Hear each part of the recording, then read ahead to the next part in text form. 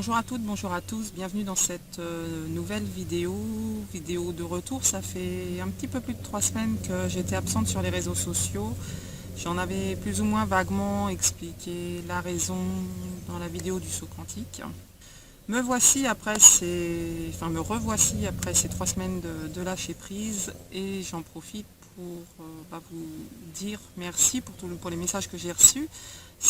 Ça a effectivement été bénéfique. Ces 3 semaines m'ont permis d'avancer, m'ont permis de me recentrer sur moi-même, d'oublier tout ce qui se passait autour de moi et vraiment de faire le point.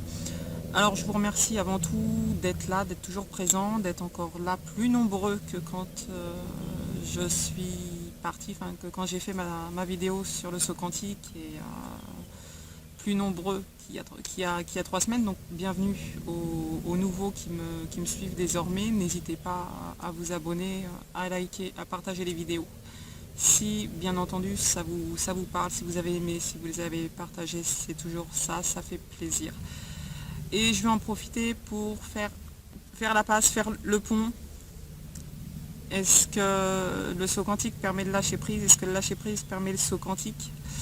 Cette vidéo des 3 semaines de lâcher prise, je ne vais pas vous expliquer ce qui s'est passé dans ma vie pendant 3 semaines, mais je vais essayer de récapituler le lâcher prise et pourquoi le lâcher prise est une épreuve émotionnelle importante, un cap émotionnel, un cap de notre vie que nous devons franchir. Alors le lâcher prise, qu'est-ce que c'est? Le lâcher prise, c'est avant tout, qu'est-ce que nous devons lâcher? Sur quoi avons-nous, sur quoi les choses ou les gens ont prise? À quoi on s'accroche? Qu'est-ce qui a prise sur nous? Qu'est-ce qui fait qu'on n'est pas capable, on est aux prises avec une personne, avec une chose, avec une situation, et on n'est pas capable d'aller de l'avant? Qu'est-ce qui vient manipuler nos émotions au point où on est proche à la limite du burn-out, même parfois dans le burn-out, et où à la limite du saut quantique? Qu'est-ce qui vient à un moment faire que le lâcher-prise n'est plus une obligation, mais devient une nécessité d'avancer? Cette nécessité, qu'elle soit émotionnelle, qu'elle soit matérielle, qu'elle soit financière, peu importe. Il peut y avoir plein de raisons qui fait que le lâcher-prise intervient à un moment de notre vie, à un moment donné de notre vie.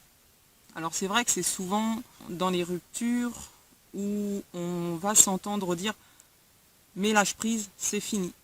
Dans le cadre du travail aussi, on va s'entendre prise « non mais lâche-prise, c'est juste un con ». Bah oui, mais le con, c'est notre chef. Dans les situations de la vie de tous les jours, quand vous êtes au volant, un peu stressé, et là on vous barre la route, on vous fait une queue de poisson et vous insultez le pauvre gars, pas le pauvre gars, mais la personne qui vous a fait cette queue de poisson, et là on vous dit mais lâche prise sur ton comportement, t'es énervé, ça va pas bien. C'est facile à dire, mais c'est pas si facile à faire que ça. Le lâcher prise est une nécessité à partir du moment où elle vient remettre en cause votre fonctionnement, votre façon de penser, d'interagir, de réagir, ou qu'elle provoque une situation émotionnelle chez vous qui n'est pas conforme avec une situation dite normale ou une relation saine, si on peut dire les choses comme ça. Le lâcher-prise, on en entend tous parler, tout le monde l'a expérimenté au moins, plus ou moins une fois dans sa vie, parce qu'on a tous passé des examens à l'école qui nous ont fait très stressés, parce qu'on a toujours tous un camarade qui nous a chahuté, on a tous eu plus ou moins le chef ou subordonné qui nous a un peu pourri la vie. Donc on a tous à un moment donné dû lâcher prise. Si on se réfère à ces situations-là, si on prend en considération que de ce qui nous a pourri la vie nous avons réussi à lâcher prise, qu'est-ce qui s'est passé entre ces deux étapes-là? Quel est le déclic qui a fait qu'à un moment donné, dans notre vie, on a réussi à lâcher prise? Ou telle situation, telle personne n'a plus eu de prise ou d'emprise sur nous. J'ai peur de perdre mon travail, alors je démissionne pas. Pourtant, je devrais démissionner parce que mon chef me harcèle, Mon chef est un con. Je suis toujours une moins que rien. Je fais jamais bien les choses. Il me donne toujours plus de travail. Je fais le travail de 3-4 personnes alors que je suis toute seule. Bref, on est à la limite du burn-out.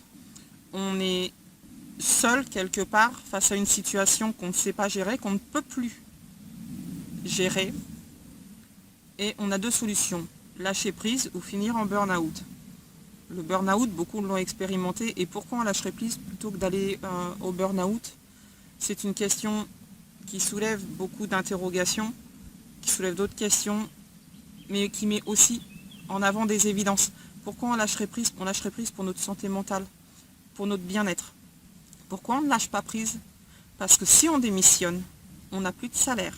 On ne peut plus payer le loyer, on ne peut plus emmener les enfants à la piscine, on ne peut plus aller au cinéma, on ne peut plus s'acheter des choses. Ce qui nous empêche de lâcher prise, c'est la peur du matériel. Ça, c'est la peur de manquer. Ce que va nous faire travailler la situation, c'est l'injustice.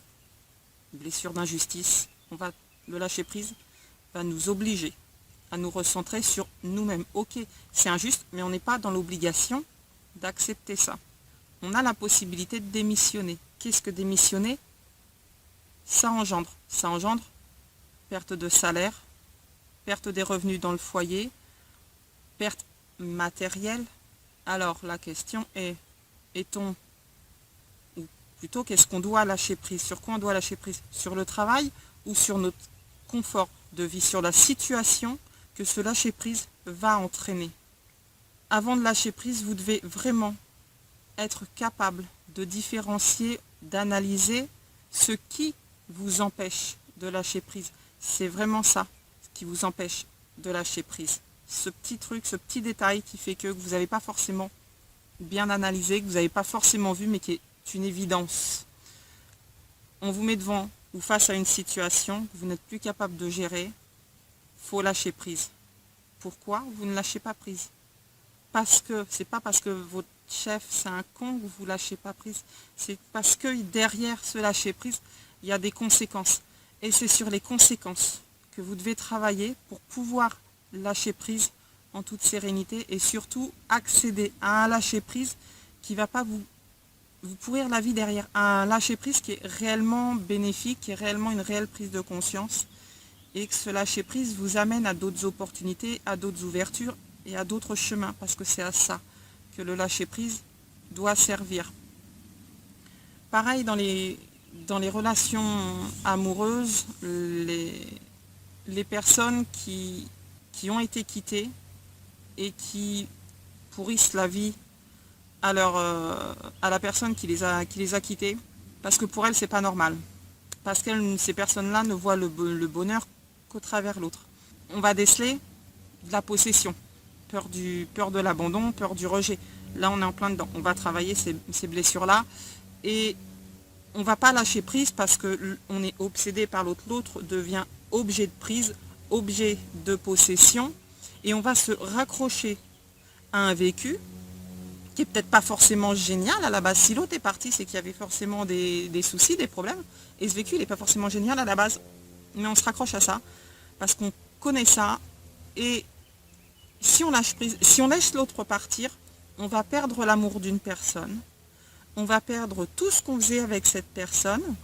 On va probablement divorcer, probablement vendre la maison, perdre les enfants parce qu'ils iront une semaine chez l'un, une semaine chez l'autre. On va perdre tout ça. Dans cette période de lâcher prise, on ne voit pas ce qu'on va gagner.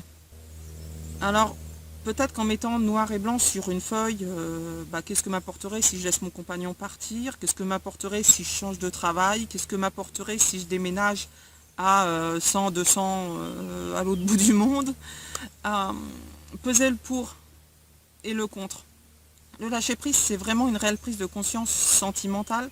C'est vraiment une décision émotionnelle à laquelle nous ne sommes pas capables de faire face. Et c'est sur ça, essentiellement, qu'on doit s'appuyer. À quoi nous ne sommes pas capables de faire face?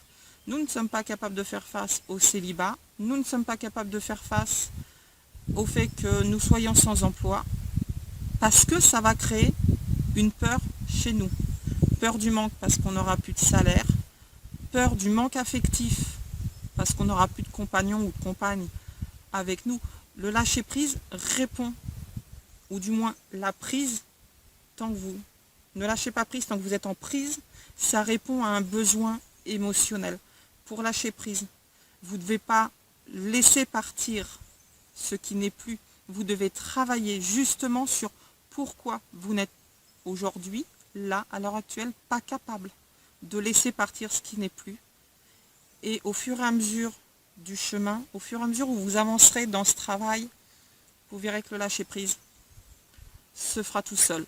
Le saut quantique, lui, c'est vraiment un lâcher-prise version 5.0. C'est là tout de suite et maintenant. Le lâcher-prise, vous devez l'expérimenter, apprendre de lui, être en accord avec lui, parce que le lâcher-prise, il est en accord avec vos émotions et avec ce que vous ressentez.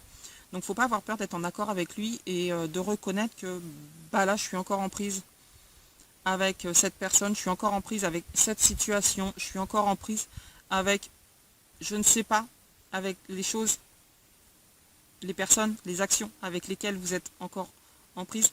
Acceptez d'être en prise, acceptez de comprendre pourquoi vous êtes en prise et acceptez que c'est une étape émotionnelle de votre vie, qu'elle fait partie de votre vie parce qu'elle est votre vie, elle est vous, elle est ce que vous ressentez.